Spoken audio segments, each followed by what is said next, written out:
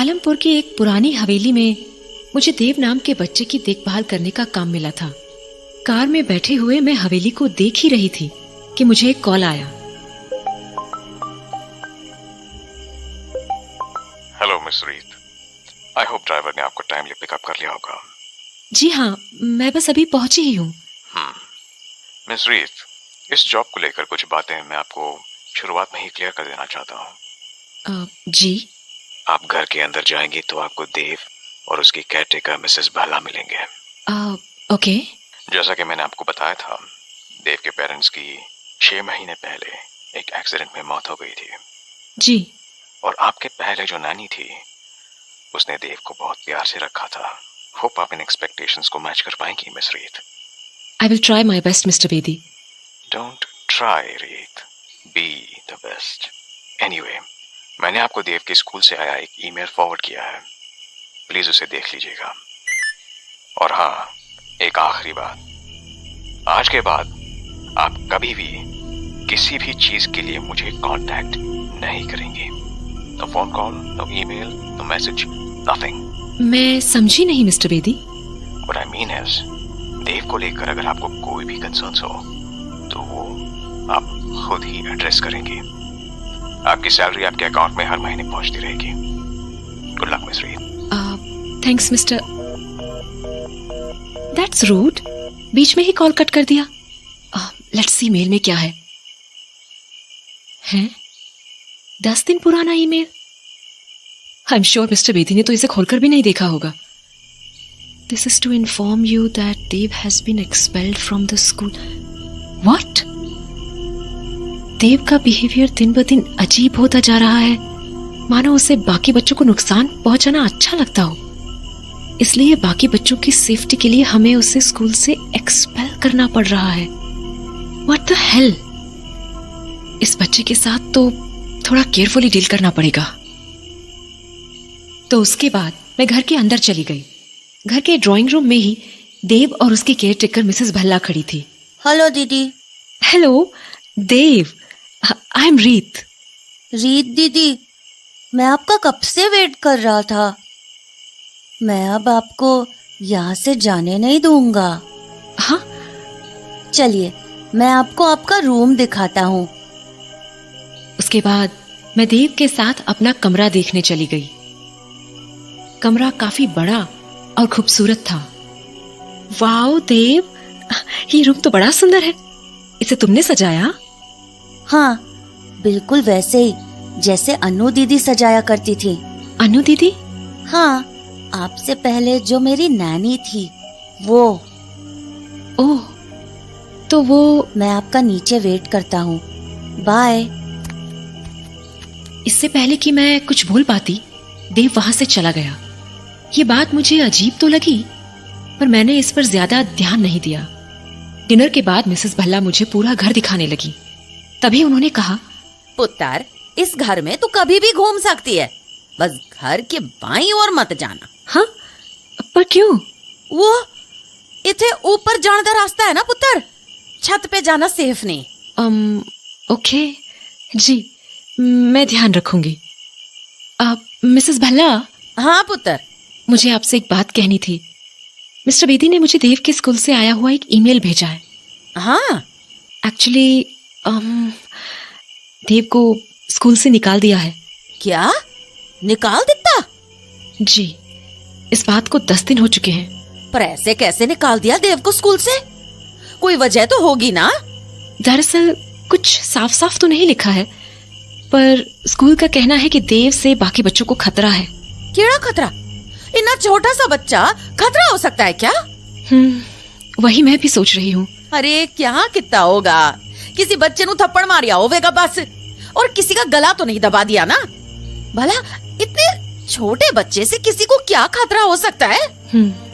मैं समझ रही हूँ। मिस्टर बेदी नु पता है? स्कूल का ये ईमेल उन्होंने ही मुझे फॉरवर्ड किया था, पर मैं उनसे ज्यादा कुछ पूछ नहीं पाई, और अब तो मैं उन्हें कॉल भी नहीं कर सकती। क्यों? उन्होंने मुझे उनको कांटेक्ट करने से मना किया है। जब से उसने बिजनेस संभाला है, तब से देव को एक बार देखने तक नहीं आया है वो। खैर, तू मैनू दस अब की करना है? आप चिंता मत कीजिए, देव का ख्याल रखने के साथ साथ मेरा काम उसे पढ़ाना भी है। मैं पूरी कोशिश करूंगी कि देव पढ़ाई में पीछे ना रहे। धीरे धीरे वक्त बीतता गया और मैं देव के साथ घुलने मिलने लगी। एक रोज मैं देव के साथ लुक्का छुपी खेल रही थी। देव, छुप गए ना, मैं आ रही हूं। तभी बगल वाले स्टोर रूम से मुझे एक आवाज आई। हाँ, ये आवाज, ये तो इस कमरे के अंदर से आ रही है। तो मैं देव को ढूंढते हुए उस कमरे के अंदर चली गई। अंदर मुझे देव तो नहीं मिला, पर कमरे में बहुत से पुराने बॉक्सेस और खिलौने पड़े हुए थे, मानो वो कोई स्टोर रूम हो। मैं उस कमरे को देख ही रही थी कि मेरे पैर से एक बॉक्स टकराया और उसका सारा सामान बाहर निकल गया। गौर से देखा तो उस बॉक्स में कपड़े थे, किसी लड़की के कपड़े। पर किसके? क्योंकि वो कपड़े मिसेस भल्ला के तो नहीं हो सकते थे। मैं उन कपड़ों को देख ही रही थी कि तभी मुझे एक म्यूजिक बॉक्स दिखा, तो मैंने उसे उठाया और खोल दिया। बॉक्स के खुलते ही उसमें से एक ट्यून बजने लगी। मैं उसे ध्यान से सुन ही रही थी कि तभी धपा। देव, ओह, आप तो डर गए। हाँ। उसके बाद देव बाहर चला गया और उसके पीछे पीछे मैं भी स्टोर रूम से बाहर निकल गई।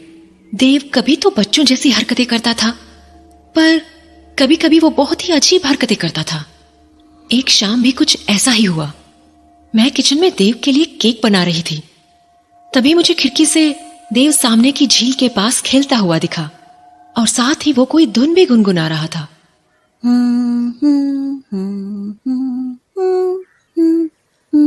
गौर से सुनने पर समझ आया कि ये वही धुन थी जो मैंने उस म्यूजिक बॉक्स में सुनी थी।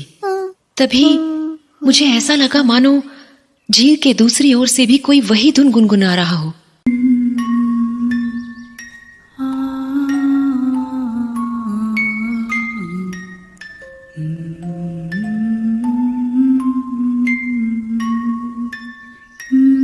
आवाज किसी लड़की की थी। पहले तो मुझे वो मेरा वहम लगा, पर तभी मैंने देखा कि देव झील की दूसरी तरफ किसी को देखकर अपना हाथ हिला रहा था। गौर से देखा तो झील की दूसरी तरफ कोई 20-25 साल की लड़की खड़ी थी और वो भी देव की तरफ देखकर अपना हाथ हिला रही थी। पर फिर अचानक वो वहां से गायब हो गई, मानो वहां कोई था ही नहीं। मेरा दिल जोरों से धड़कने लगा तो मैं भागी भागी देव के पास गई। देव, हाँ, क्या हुआ दीदी? तुम अभी किसको बाय कर रहे थे? लेक के उस पार? बाय? किसी को भी नहीं। देव, सच सच बताओ, लेक के उस पार कौन था? दीदी, सच में कोई भी नहीं था। देव ने तो मुझे कुछ भी नहीं बताया, पर मैं जानती थी कि वो मुझसे झूठ बोल रहा था, क्योंकि मैंने उस लड़की को अपनी आंखों से देखा भी था और उसे गुनगुनाते हुए भी सुना था। तो बस मैं वापस उसी स्टोर रूम में चली गई जहां मुझे वो म्यूजिक बॉक्स मिला था। मैंने उस म्यूजिक बॉक्स को दोबारा खोला तो उससे वही धुन बजने लगी जो देव गुनगुना रहा था। इससे यह तो साबित हो चुका था कि उस शाम मुझे कोई वहम नहीं हुआ था और देव सचमुच झूठ बोल रहा था। पर तभी मैंने देखा कि म्यूजिक बॉक्स के साइड में एक नॉब था। मैंने जैसे ही उस नॉब को घुमाया, म्यूजिक बॉक्स के अंदर एक लड़की की फोटो दिखाई दी। वो फोटो किसी और की नहीं बल्कि उसी लड़की की थी जिसे मैंने झील के उस तरफ देखा था। इन सब से मुझे काफी घबराहट सी होने लगी थी, तो मैं सीधे म्यूजिक बॉक्स लेकर मिसेस भल्ला के पास पहुंच गई। मिसेस भल्ला, क्यों या बेटा? आप इस लड़की को जानती हैं? हाँ? ये तुझे कहाँ से मिला? स्टोर रूम से। पर मना किया था ना बाईं तरफ वाले हिस्से में जाने से, फिर क्यों गई तुम? मैं कोई जान के नहीं गई थी, बट वो जरूरी नहीं है। आप बस मुझे ये बताइए कि क्या आप इसे जानती हैं? हाँ, जानती हूँ। कौन है ये? अन्नू, देव की पिछली केयरटेकर। व्हाट? हाँ, और ये म्यूजिक बॉक्स भी उसी ने देव को दिया था। क्या अन्नू और देव अभी भी मिलते हैं? क्या मतलब? क्या वो अभी भी देव से मिलने आती है? नहीं। फिर शायद आपको पता ना हो, पर आज मैंने इसे झील के पास देखा है। क्या? हाँ, और देव और ये एक दूसरे को देखकर अपना हाथ भी हिला रहे थे। क्या बकवास कर रही है? अरे मैं सच कह रही हूँ, मैंने अपनी आंखों से देखा है। रीत, ऐसा हो ही नहीं सकता। पर मिसेस भल्ला, मैंने अपनी आंखों से देखा है। आप चाहो तो किसी गार्ड से पूछ लो, उसने तो। रीत, बस कर जा। मैं बोल रही हूँ ना, ये नहीं हो सकता। अरे पर क्यों? क्योंकि जिस अन्नू की तू बात कर रही है उसको मरे हुए 2 महीने हो चुके हैं। व्हाट? हाँ, इसीलिए तूने जो देखा वो तेरा वहम होगा। पर आप